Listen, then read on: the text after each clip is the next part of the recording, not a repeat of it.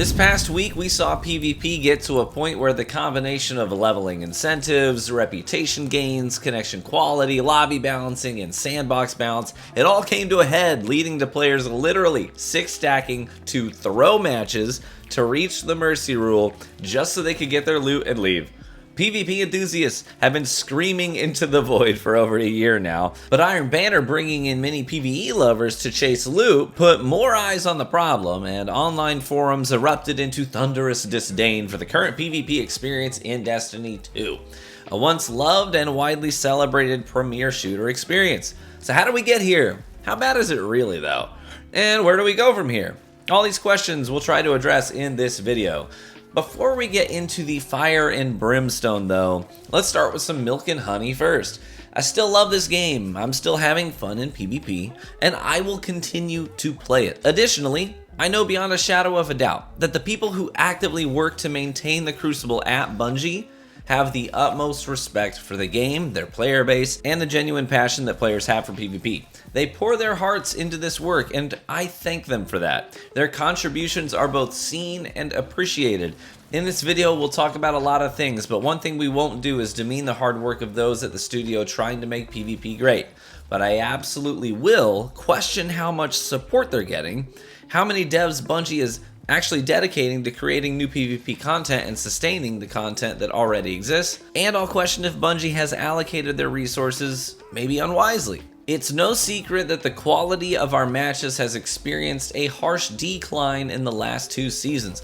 Lag is worse, error codes are more common, bugs in the game where zones disappear, timers on objectives get mixed up, and things like the spark despawning and reappearing in different locations, all of these things are ramping up.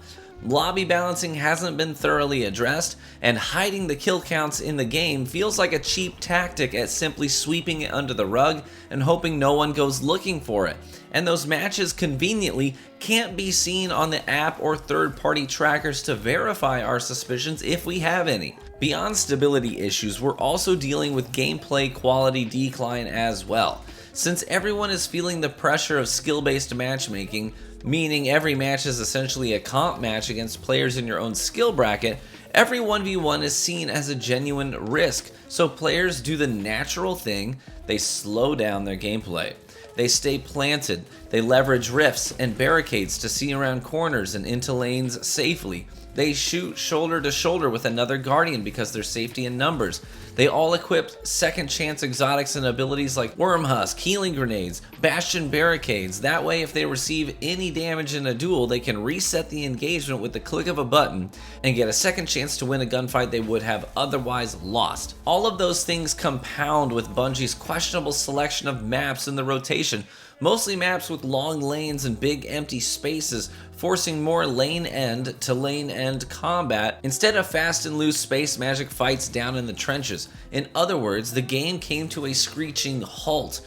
We're all driving in a school zone now when we play PvP, and when we frag out, it means that we ended a full match with maybe 24 kills, instead of our old connection-based lobbies, when even the lower skill players in the lobby were hitting 18, 20, sometimes even 30 kills in a match, due to the match quality being much better generally, and people not being overly concerned about each individual gunfight. It was more like fun pickup games of basketball down at the local court, instead of feeling like organized league play that's poorly refereed. The huge maps, the team firing, and the effects of Bungie's current iteration of skill-based matchmaking, they all lead to the inevitable pulse rifle meta that we have today. The answer isn't necessarily to nerf pulse rifles in my opinion.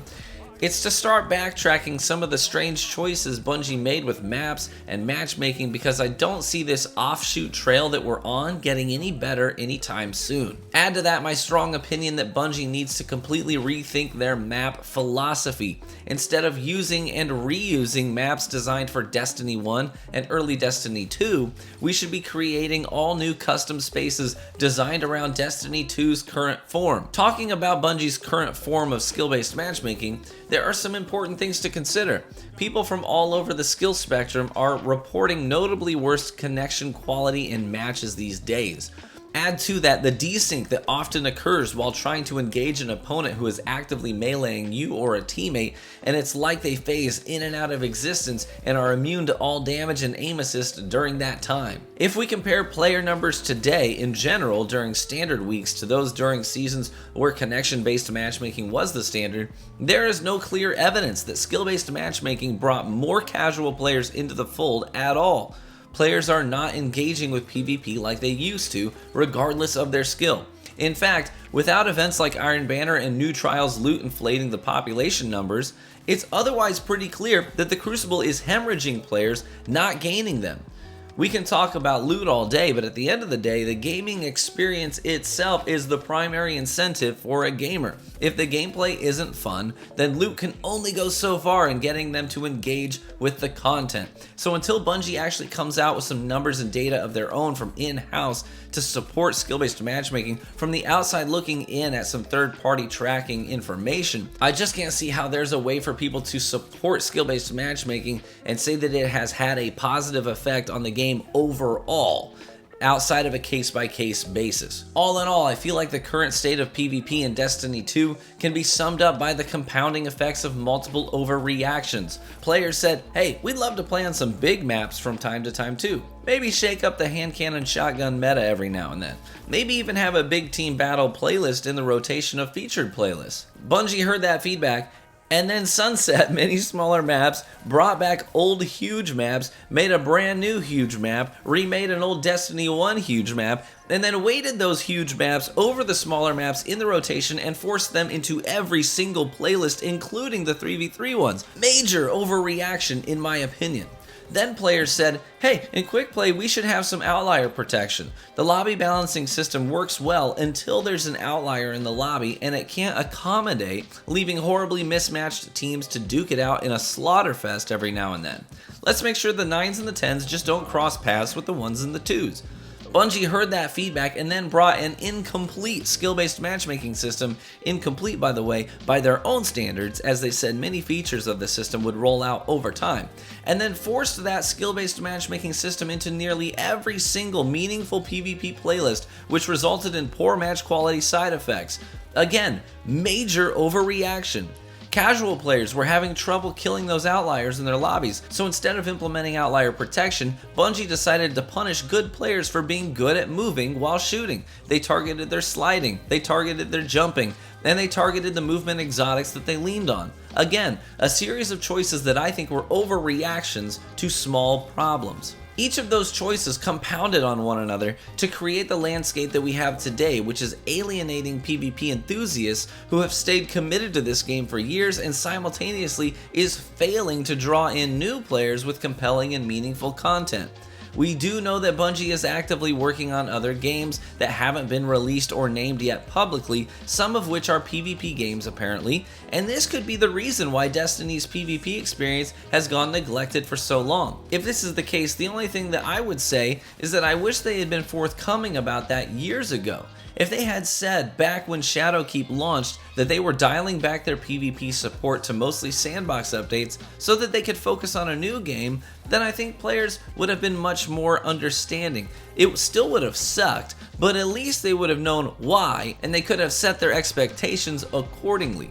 So where do we go from here? Is PvP doomed to slowly die? Will I be playing it still?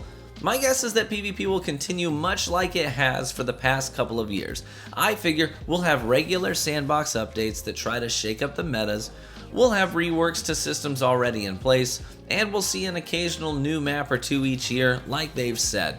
But the biggest content I think will continue to be trickle-down content from the ever-expanding PvE world of Destiny. This always infuses PvP with a wild array of new weapons from raids and dungeons and seasonal sets. We get new abilities, and Lightfall will bring new subclasses and supers. We'll get new exotic weapons and armor to lead to brand new playstyles and popular builds, and we'll all just get to ride that wave until it subsides and we wait for the next one. Either way, I think PvP will always be present in Destiny 2. It will always be relevant to a degree, and people will always play it. For that reason, I'll continue to play it, cover it, and yes, even have fun with it. Because even in the current state of the game, I still love Destiny and enjoy playing it. I'm just passionate about it and want to see it in the best state it can possibly be in. As with many things, it's what you make out of it. So those are my thoughts about where we are and where we're headed. Let me know if anything I said resounded with you personally, or if you disagree with the perspective that I put out there. Thanks as always for watching the video and interacting with my content. It means a lot to me. Be warm and well fed, my friends, and I hope to catch you in the Crucible.